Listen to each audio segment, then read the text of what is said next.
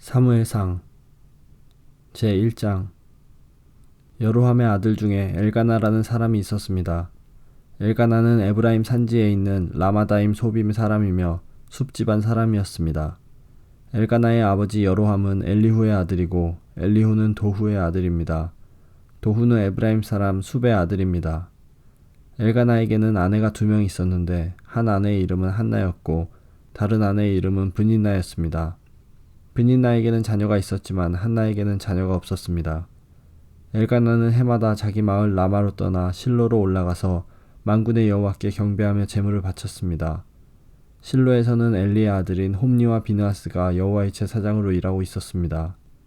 엘가나는 제물을 바칠 때마다 자기 아내 브닌나에게 제물의 몫을 나누어 주었습니다. 또 자기 아들과 딸들에게도 나누어 주었습니다.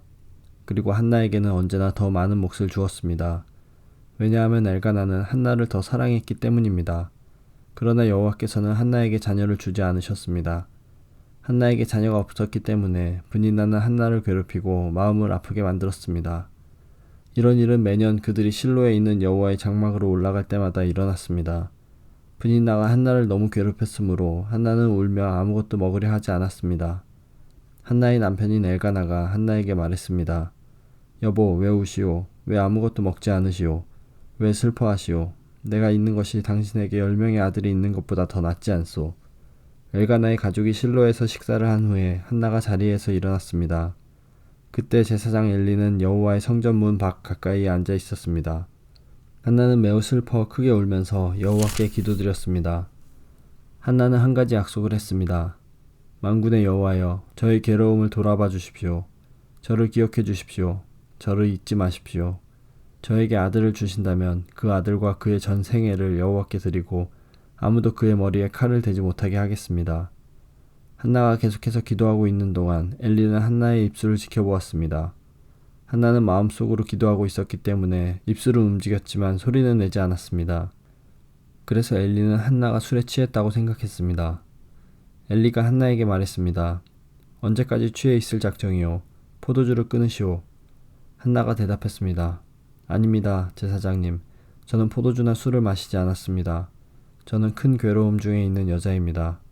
여호와 앞에 저의 마음을 쏟아놓고 있었습니다. 저를 나쁜 여자로 생각하지 마십시오. 저는 너무나 괴롭고 슬퍼서 기도드리고 있는 중입니다. 엘리가 대답했습니다. 평안히 가시오. 이스라엘의 하나님께서 당신이 원하는 것을 허락해 주시기를 바라오. 한나가 말했습니다. 당신의 여종과 같은 저에게 자비를 베풀어 주시기를 바랍니다. 한나는 가족들이 머무르고 있는 곳으로 돌아가서 음식을 먹었습니다. 그리고 한나는 더 이상 슬퍼하지 않았습니다. 이튿날 아침 일찍 엘가나의 가족은 자리에서 일어나 여호와께 예배드렸습니다. 그리고 나서 그들은 라마에 있는 집으로 돌아갔습니다. 엘가나가 자기 아내 한나와 동침하니 여호와께서 한나를 기억해 주셨습니다.